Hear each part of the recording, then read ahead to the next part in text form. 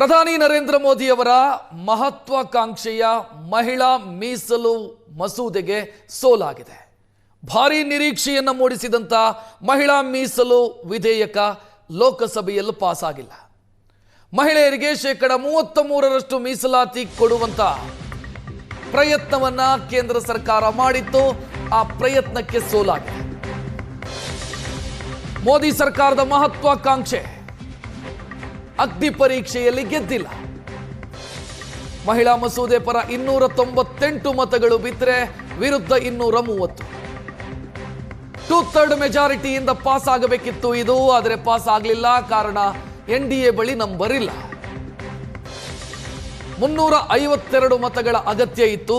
ನಿನ್ನೆಯ ಸಂಖ್ಯಾಬಲ ಲೋಕಸಭೆಯಲ್ಲಿ ಉಪಸ್ಥಿತರಿದ್ದ ಸದಸ್ಯರ ಸಂಖ್ಯಾಬಲದ ಆಧಾರದ ಮೇಲೆ 2/3 ಅಂತಂದ್ರೆ 352 ಬೇಕಿತ್ತು.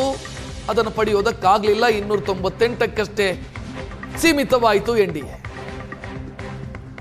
ಮಸೂದೆ ಪಾಸ್ ಆಗಲಿಲ್ಲ ಅನ್ನೋದು ಸದ್ಯ ಬಿಜೆಪಿಯ ಪಾಲಿಗೆ ಅಸ್ತ್ರವಾಗಿದೆ. ಇದನ್ನ ರಾಜಕೀಯ ಅಸ್ತ್ರವನ್ನಾಗಿ ಬಳಸೋದಕ್ಕೆ ಬಿಜೆಪಿ ತೀರ್ಮಾನಿಸಿದೆ. ದೇಶದಾದ್ಯಂತ ಹೋರಾಟ ಮಾಡೋದಕ್ಕೆ ಬಿಜೆಪಿ ಯೋಚನೆ ಮಾಡ್ತಾ ಇದೆ.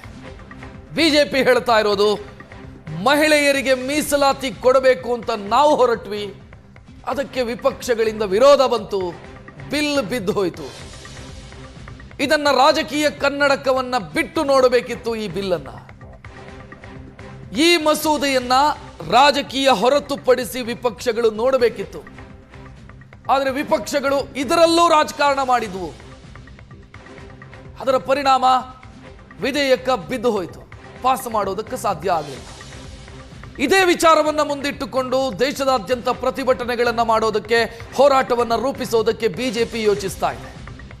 ಅದರಲ್ಲೂ ತಮಿಳುನಾಡು ಮತ್ತು ಪಶ್ಚಿಮ ಬಂಗಾಳದ ಎಲೆಕ್ಷನ್ ಪೆಂಡಿಂಗ್ ಇದೆ. ತಮಿಳುನಾಡಲ್ಲಿ 23 ನಾಡಿದ್ದು, ಪಶ್ಚಿಮ ಬಂಗಾಳದಲ್ಲಿ 23 ಮತ್ತು 29. ಪಶ್ಚಿಮ ಬಂಗಾಳದಲ್ಲಿ 2 ಹಂತದಲ್ಲಿ ಎಲೆಕ್ಷನ್ ನಡೆಯುತ್ತೆ. ಇದೇ ವಿಚಾರವನ್ನು ಮುನ್ನೆಲೆಗೆ ತರೋದಕ್ಕೆ ಬಿಜೆಪಿ ಬಯಸ್ತಾ ಇದೆ. ಇದರ ಮುನ್ಸೂಚನೆಯೊಂದು ಕಾಣ್ತಾ ಇದೆ. ನಿನ್ನೆಯಿಂದಲೇ ಪ್ರತಿಭಟನೆಗಳು ಶುರುವಾಗಿದೆ.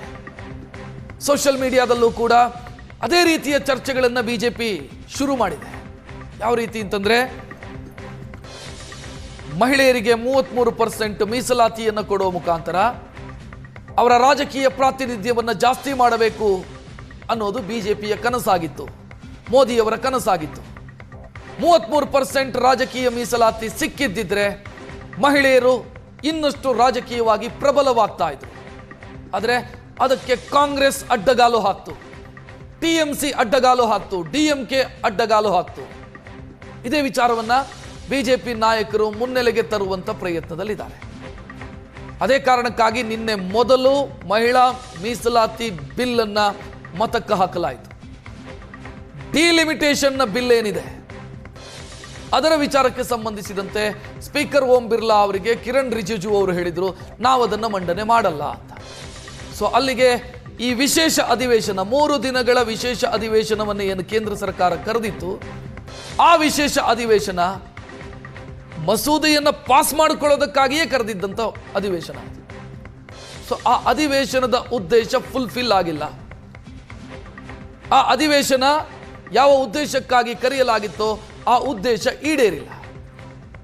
ಬಟ್ ಇಲ್ಲಿ ಬಿಜೆಪಿಯ ರಾಜಕೀಯ ಉದ್ದೇಶ ಈಡೇರ್ತಾ ಅಂತ ಪ್ರಶ್ನೆ ಬರುತ್ತೆ. ಬಿಜೆಪಿ ಬಯಸಿತ್ತ ಇದನ್ನೇ, ಪಾಸ್ ಆಗಲ್ಲ ಅಂತ ಬಿಜೆಪಿಗೂ ಗೊತ್ತಿತ್ತು. ಒಂದು ವೇಳೆ ವಿಪಕ್ಷಗಳು ಸಪೋರ್ಟ್ ಮಾಡಿ ಪಾಸ್ ಆಗಿದ್ರೆ ಆಗ ಮಹಿಳೆಯರಿಗೆ ಮೀಸಲಾತಿ ಕೊಟ್ವಿ ಅಂತ ಬಿಜೆಪಿ ಹೇಳ್ತಾ ಇತ್ತು. ಈಗ ಪಾಸ್ ಆಗಿಲ್ಲ, ನಾವು ಮೀಸಲಾತಿ ಕೊಡೋದಕ್ಕೆ ಹೊರಟ್ವಿ, ಅದಕ್ಕೆ ಅಡ್ಡಗಾಲು ಹಾಕಿದ್ರು ಅಂತ ಬಿಜೆಪಿ ಹೇಳಬಹುದು.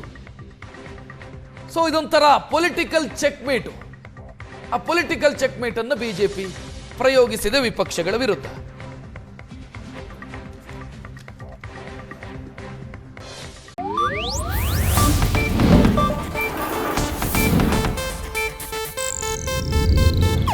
ಇದು ಏಷ್ಯಾನೆಟ್ ನ್ಯೂಸ್ ನೆಟ್ವರ್ಕ್ ಪ್ರಸ್ತುತಿ.